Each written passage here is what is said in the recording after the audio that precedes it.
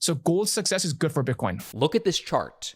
Gold runs first. Bitcoin always runs harder. Let me share this with you. A chart from 2016 to 2026. Gold is in orange. So typically Bitcoin is in orange. In this case, gold is in orange. Gold runs first. Bitcoin runs harder.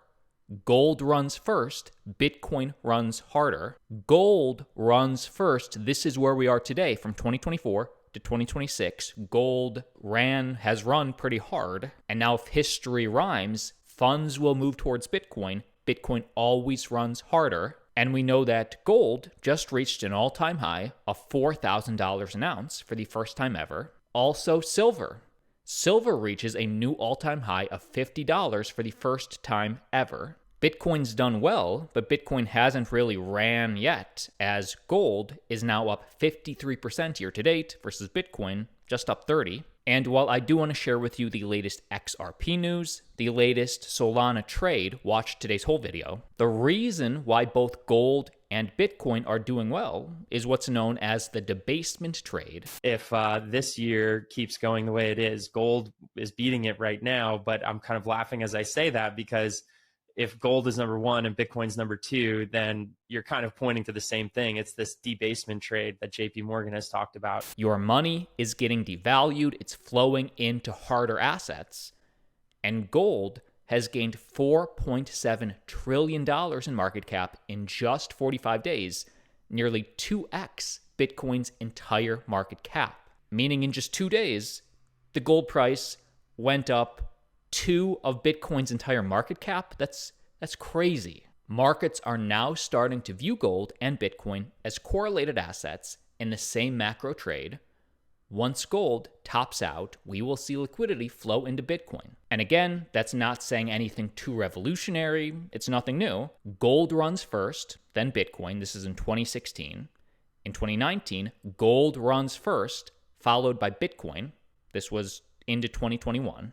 Gold just ran into 2025, now into 2026. Even if we continue for 2 to 6 to 12 more months, we know what happens next. And gold's success is good for Bitcoin, as explained by macro analyst. Gold is, to be honest with you, very hard to store, right? I know it's easy to buy GLD, the ticker, and have allocation to gold's price.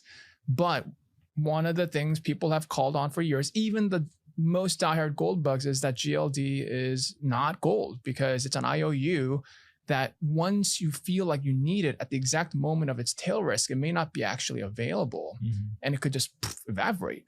And in that sense, that challenges the idea of custody, right? The idea of self-custodial ownership, to which anyone who owns Bitcoin, I think, will find that aspect much easier to do. Of course, there's still the Bitcoin ETF that is a parallel comparison to GLD, but it's much easier to buy Bitcoin and store than actually buying bullions and trying to find a safe box and put it through and hope you don't get robbed. So I do think eventually, like, people will see there are different benefits to Bitcoin too, where it's actually pretty useful from like a velocity of transaction and velocity of transfer perspective. I think institutions, once they see that, will also find this to be a much more efficient way to actually store wealth. And we're just at the very, very early innings of that story. So gold's success is good for Bitcoin. I have always shared with people that we must root for some success of gold to the outcome that we're driving about self-sovereignty. And then the journey advances once people realize that there's different trade-offs to which Bitcoin can outperform even gold. And I think what we're seeing is more of that migration across the mass population psyche. And this starts to explain why gold runs first, Bitcoin always runs harder, because while they're both used as a store of value, meaning they're both hard assets in a world that's endlessly printing money, meaning they're both finite, they're both scarce. Gold has a moderate because actually we don't really know how much gold there is in Earth. We sure as hell don't know how much gold is in space, but it's one of these scarcer assets. Bitcoin is mathematically scarce, but if there's one characteristic where gold fails, is portability. And so the reason gold failed was it was too slow and too difficult to custody, and therefore your property rights were always going to be impaired by a central actor. That gold that you own, if you buy it in your portfolio, in your brokerage account, that's stored in New York. Imagine the entire world running on gold-based credit on a gold standard when all the gold in the world was sitting in London and New York City, and most of it was in New York City. Also, if you do own the gold, if you do have your bars of gold in your house, can you really make that highly divisible? What are you shaving off pieces of gold to trade for guns? And so Bitcoin really is practical for an individual to take custody, and it's practical for a company to take custody. And even if the entire internet goes out globally, which, number one, I believe the world is trending more digital, more people are getting internet, not less, but let's say all the internet goes down globally, there's satellites that run the blockchain. And as this education becomes more clear, that's why every time we start to see more and more funds move into Bitcoin, gold first, then the funds typically move into Bitcoin again and again. Bitcoin's market cap today is 2.4 trillion. Gold's market cap today is 27 trillion. If Bitcoin reaches gold parity, that puts one Bitcoin at 1.37 million. And to counter this, some people say, well, all of gold's market cap is not pure store of value. Some of gold is used in electronics. That accounts for some of these trillions. Typically, people say, well, at least half of gold's market cap is pure store of value play. So even if this was 13 trillion, that's still a nice 5x minimum from Bitcoin's price today. Now, it does look like the Market Structure Bill Clarity Act is getting delayed due to government shutdown. Members of Congress say they're still aiming to pass the Clarity Act by the end of the year. It was supposed to be end of this month, but now end of year, despite government shutdown. I think we still have an opportunity to get clarity across the line by the end of the year, although the focus and attention is making sure that we get the government back open. There's a lot of ongoing conversations as well about clarity and market structure on the Senate side. I'm actually continuing in conversations with some of my Senate colleagues on that topic throughout the week this week. And so I'm hopeful that as we come on the other side of the shutdown, that we have an opportunity to hit the ground running and have the Senate move forward quickly. And I think the opportunity there is to build on the success that we had in the House legislation. And if the Senate chooses to use the House text as their base text, I think what we have is an opportunity to get this bill still done, signed into law by the end of the year. But even thinking about the worst case scenario, what if it's pushed because maybe it gets kicked back to the House? Both the Senate and the House have to agree. The banks are getting in there and arguing about certain DeFi rules. So even worst case scenario, if this is pushed to next year, Q2 of 2026, as long as we get this in before midterms, when things really change, we do have all of 2026, worst case, to get this done. But this all explains the dip. HBAR tumbles 5% as government shutdown delays critical ETF approvals.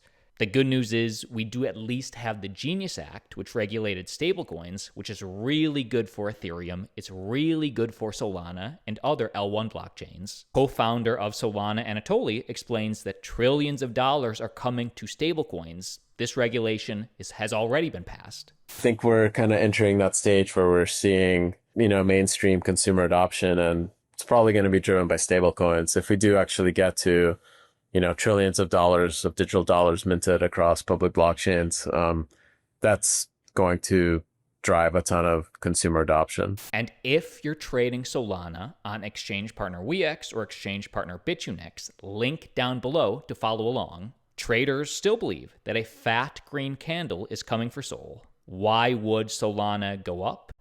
Well, ETFs are expected to be approved in the coming days, which I'm not sure why the HBAR critical ETF approval would get kicked, but Solana would get approved in coming days. Either way, whether it's coming days or in 2 months, it's coming. Also, the chain continues to grow rapidly, $2.85 billion in annual revenue for Sol. And why this matters, Solana growth is outpacing Ethereum growth by 30%. And I loved this. I think this is one of the best perspectives why Solana is not an end-of-the-year 3-month play. Solana is a decade play. By the end of the decade, Solana is going to trade the majority of publicly tradable tokenized securities. It's going to trade them on rails where there are 20 millisecond block times with multiple concurrent leaders, with 1 million transactions a second. That is our thesis. And when it's able to do that, it is not vying for the best decentralized network. It's not vying for the best blockchain. It's vying for global world supercomputer status. To me, this is exactly what we're playing for. Solana seems to be the most suited blockchain to do it. And in so doing it, what you're going to find is Solana grows out of just being a blockchain. And now we're looking at Solana as the digital Suez Canal, the digital Panama Canal, the digital Strait of Hormuz, right? It is going to evolve from just a digital network to a global geopolitical force. And that's what we're so excited about.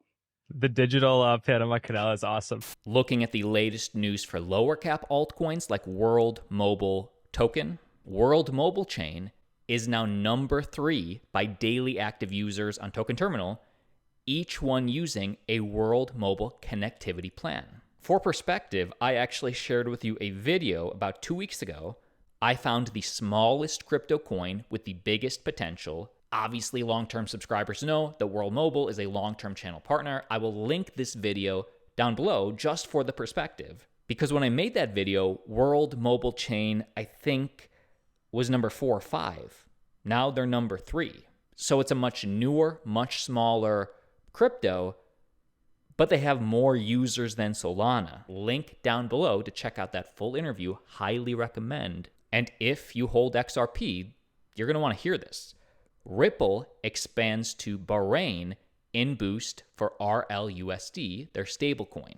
Meaning Ripple is expanding its Middle East footprint through a new partnership with Bahrain Fintech Bay, the kingdom's main fintech incubator and ecosystem platform, as part of its push to integrate blockchain and stablecoin infrastructure into regulated financial markets. Why this is good for XRP?